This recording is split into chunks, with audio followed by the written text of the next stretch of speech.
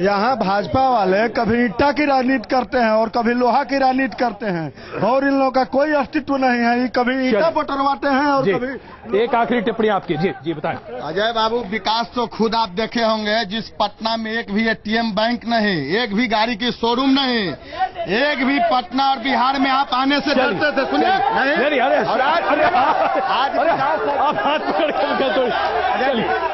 राजीव रंजन जी आइए जरा। अजय जी प्लीज जरा बैठिए प्लीज। अजय जी एक छोटी टिप्पणी। मनोज जी, मैं आप सबों के सामने एक सवाल रखना चाहता हूँ आज। एक छोटी टिप्पणी करने दीजिए। अच्छा चलिए बताइए। प्लीज जरा बैठिए प्लीज। जी मैं आपके माध्यम से अपने प्यारे साथियों को कहना चाहता हूं कि विकास बनाम संप्रदायवाद नहीं है। अगर संप्रदायवाद नहीं होगा तो विकास भी समावेशी होगा। मामला वो है। चलिए राजीव जी, अब यही मुद्दा आजकल बन गया है ना। प्लीज बैठिए प्लीज बैठिए। राजीव जी, आज मुद्दा दरअसल यही है।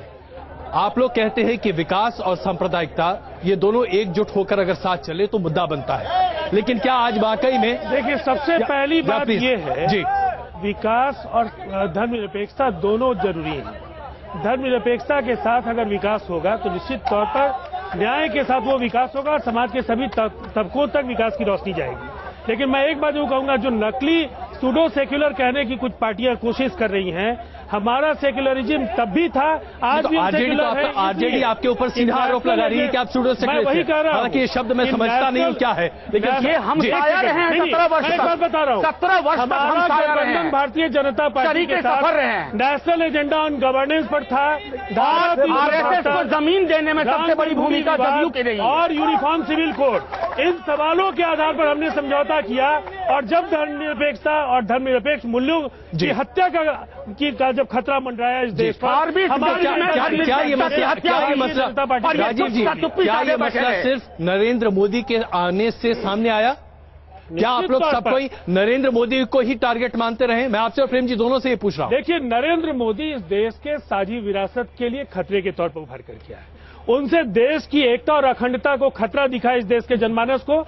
गुजरात में राज्य प्रायोजित हिंसा के कारण जो उन्होंने छवि बनाई है हुक्मरान की, वो निश्चित तौर पर उससे भय होता है लोगों के अंदर कि अगर उनका शासन पूरे देश में हुआ तो देश के कुछ संप्रदायों में किस तरह की असुरक्षा बढ़ सकती है। प्रेम जी, बिहार में जो राजनीतिक वातावरण है जी, एक सामान्य सा बात मैं कह रहा हूं।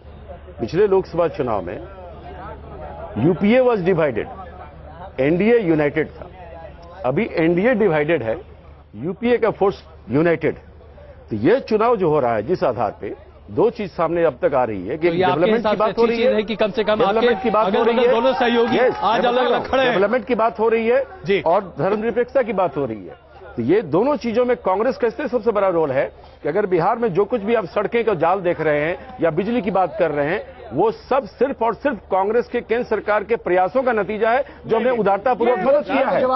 और इसके अलावा ये दोनों आदमी 7.5 साल तक जो बिहार में गुड गवर्नेंस के नाम पर जो इन्होंने गड़बड़ियां की हैं, और आज इनके नेता को बिहार के हर जिले में विरोध क्यों झेलना पड़ता है? एक बड़ा प्रश्न।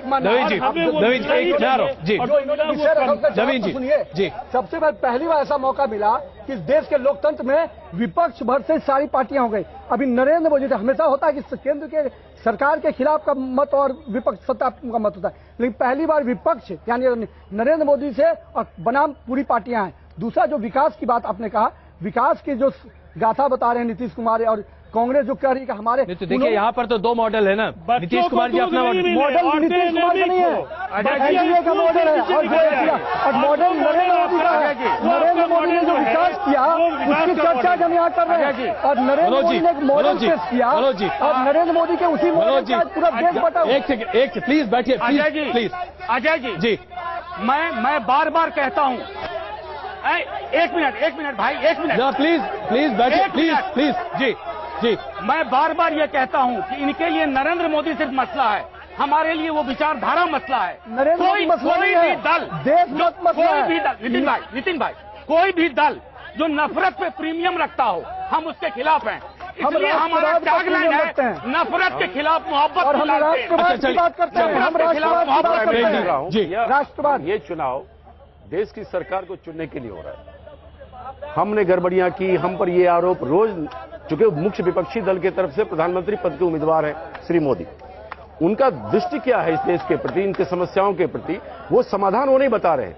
आखिर नरेंद्र मोदी या बीजेपी की सोच क्या है? पेट्रोल की कीमत 80 रुपए से 50 रुपए लीटर कैसे करेंगे, ये नहीं बता रहे। वो तो राहुल गांधी भी बताते थे।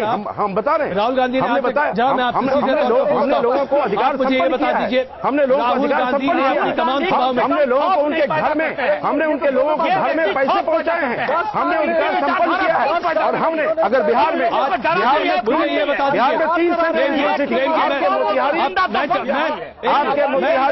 आपके मोतिहारी से लेकर मगध और किशनगंज तक अगर हमने सेंट्रल यूनिवर्सिटी दिया, हमने एमयू दिया, बिहार को हजारों किलोमीटर ग्रामीण सड़कें दी, मैं बिल्कुल भाई आप ही के पास नेशनल हाईवे दिया। जी मैं आपसे एक सवाल पूछना चाहूंगा यहाँ पर, सिर्फ इतना बता दीजिए, 10 साल में जो भ्रष्टाचार के तमाम आरोप आपकी सरकार पर लगे, जो विकास का मौका आपको मिला, जो विकास आप नहीं कर पाए, उसकी जिम्मेदारी कौन लेगा? नहीं, हमने कोई भ्रष्टाचार नहीं किया, बताइए। और हम पर जो आरोप लगे, दुष्प्रचार था हमारे खिलाफ, जिसमें मीडिया का भी एक रोल था, और बीजेपी ने केवल दुष्प्रचार किया हमारे खिलाफ, लेकिन जहां तक डेवलपमेंट के सवाल है, हमने बिहार में वो करके दिखाया है अपनी सरकार नहीं रहने के बावजूद। सरकारें पहले भी थी, और अगर आपकी नीयत बिहार को लेकर के साफ होती तो बिहार को आपने पहले भी पैसा दिया होता। 40 साल से ज्यादा बिहार में आपकी हुकूमत रही है। पैसा इसमें मिला कि हमने इंटरनल रिसोर्सेज बढ़ाए, बाजार में हमने बोरिंग ऐतिहासिक हैसियत बढ़ी, 23,000 करोड़ सरेंडर हुआ है। बिहार को फ्रेट इक्विलाइजेशन के जरिए सेस और रॉयल्टी के जरिए आपसे इत्तेफाक नहीं रखे,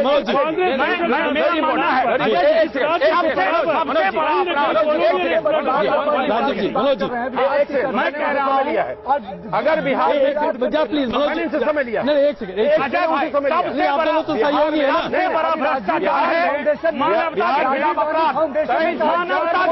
चलिए मैं काम करता हूँ, मैं जरा जनता के बीच में चलता हूँ, जरा पूछ लेता हूँ।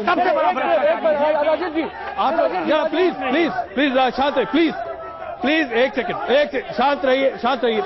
जरा मुझे इतना बता दीजिए, आपको क्या लगता है केंद्र से विकास मिल पाया बिहार को? हाँ जरूर मिला है। मिला है। चलिए आप क्या कहते हैं? 100% मिला है। चलिए आप क्या कहते हैं? 100% मिला है। और आप क्या कहते हैं? समाज को ये लोग बात रहे हैं। आप क्या कहना चाहेंगे?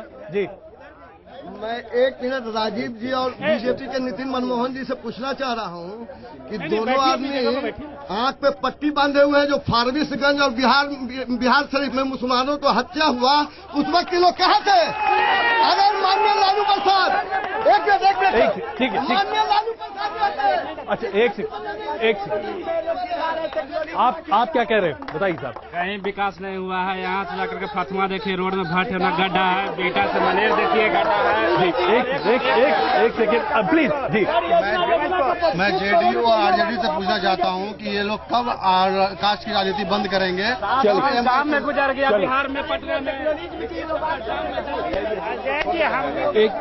एक बोलिए साहब। हम ये पूछना चाहते हैं भाजपा के जो रहनुमाई आए हैं कि देश में प्रधानमंत्री घोषित किए गए नरेंद्र मोदी फेकू महाराज, गुजरात के फेकू महाराज, उनसे पूछा जाए कि 15 बरस पहले क्या अंधा बहरा लंगड़ा था गुजरात? पहले भी विकास था गुजरात में। नितिन जी अच्छा चलिए बताइए, एक आप ही बताइए जी, आप बताइए। अरे ये जेडीयू हमारा ये 15वें साल के बाद की बात देख लीजिए, और ये 8वें साल में जो हमारा विकास हुआ है, ये जेडीयू और भाजपा को नजर नहीं आ रहा है। ये विकास नजर आ रहा है। इन लोगों को चश्मा पहन लेना चाहिए। मैडम प्लीज माइक छोड़िए। ये बिहार का विकास पहले कहाँ से है? मैडम माइक छोड़िए। ये हमारा विकास मुख्यमंत्री Nitish Kumar please mic madam mic छोड़िए प्लीज लोग थोड़े ज्यादा, प्लीज जरा बैठिए, प्लीज बैठिए। मैडम प्लीज बैठिए आप।